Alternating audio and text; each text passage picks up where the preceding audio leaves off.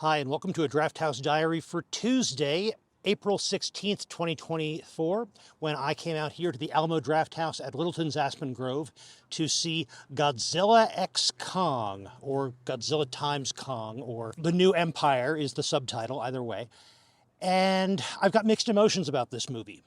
First, a little context for the review, as I often give you. I am a fan, I've been a fan of the Monarch Monsterverse movies. The Project Monarch movies I thought were a great revitalization of Godzilla, starting with the 2014 Godzilla movie, which I thought was excellent.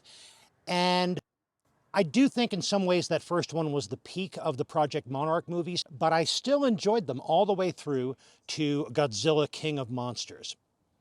Godzilla versus Kong, I didn't care for as much, and there's a particular reason for that.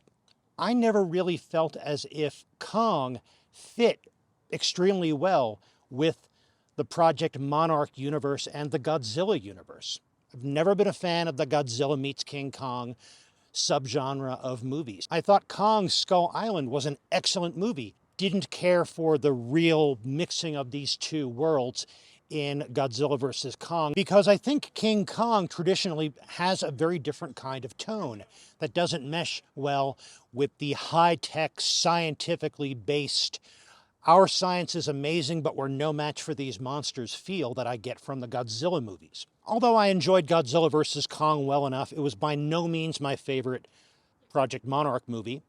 I wasn't expecting a lot of great things going into this new Godzilla and Kong movie. This movie did have the bones of a decent movie in it. It had some good plot threads. It had a good overall story idea. And yet, again, I felt that clash of tone between the Godzilla world and the King Kong world. I might even have preferred this as a King Kong movie, a distant sequel to Skull Island, rather than something that brings in all the Godzilla elements, because the best parts of this story didn't really require those Godzilla elements. We have over the years lost most of my favorite characters from the Monarch movies, but it was an interesting addition to see Dan Stevens and his character of a Titan specialist adventure veterinarian.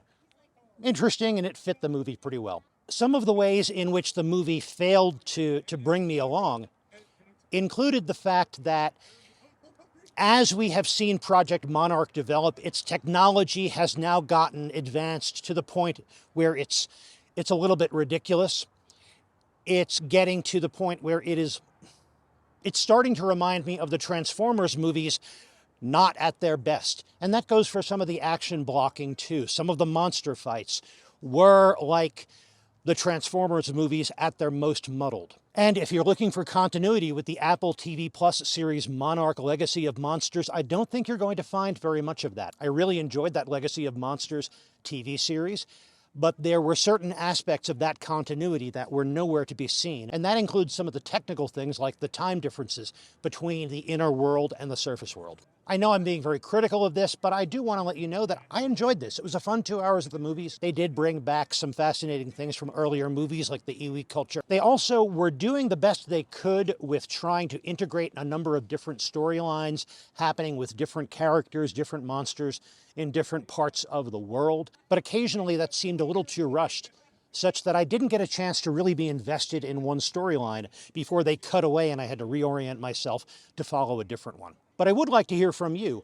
Do you like the Project Monarch movies? Where do you think this movie falls in that list? And what's your favorite Godzilla movie overall? Other parts of my trip to the Alamo, the pre-show was predictable but very good. It had King Kong through the years and Godzilla through the years.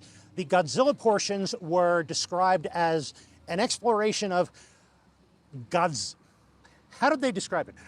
Godsploitation, the exploitation of Godzilla, both licensed and otherwise, in commercial advertisements and other things for decades now. The King Kong portion was similar in that it was showing us ads featuring King Kong and various King Kong sequels and ripoffs.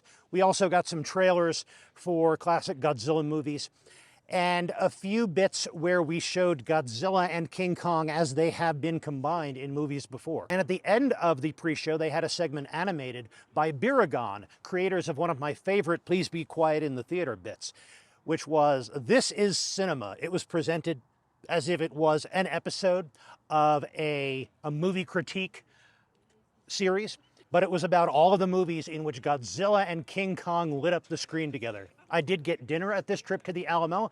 I got the Onion Monster Burger, which is on their limited time bonus features tied to Godzilla X Kong. That was very good. That was one of their better special burgers. I enjoyed the Big Kahuna burger that I had about 2 weeks ago, but this was even better. It has 2 beef patties, melted Swiss cheese, garlic aioli, and fried onions. As has been the case recently here, the staff was very friendly, very efficient. I think the Littleton Alamo has come a long way in that regard. Although when I walked in, they assumed I was there to see the special screening of a Pearl Jam concert. Probably has something to do with my age and maybe my attire tonight. But no, I was there to see Godzilla and King Kong. Well, I hope you enjoyed this Drafthouse Diary. If you did, please click the like button. If you want more of these and to know when they're happening, click the subscribe button. And if you're interested in my review of the original Godzilla from 1954, take a look at this video.